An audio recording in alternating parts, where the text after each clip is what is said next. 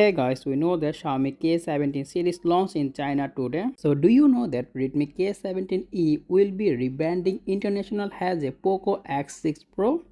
Has been revealed through an NBTC certified in Thailand. So that is confirmed that Redmi K70E will be rebranding international as a Poco X6 Pro. So Poco X3 Pro comes with 6.67-inch OLED display with 1.5K resolution with 120Hz refresh rate.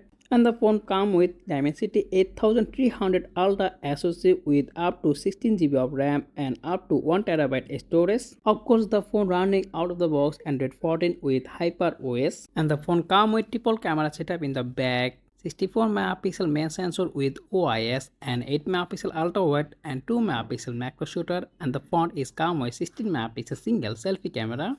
And the phone powered by 5500 mAh battery with 90-watt fast charging. So that is all about Redmi K70E aka Poco X3 Pro. So if you found this video informative, make sure hit the like button and also subscribe my channel for more content like this as always. Thanks for watching and I will be catching the next one. Take care. Allah Hafiz.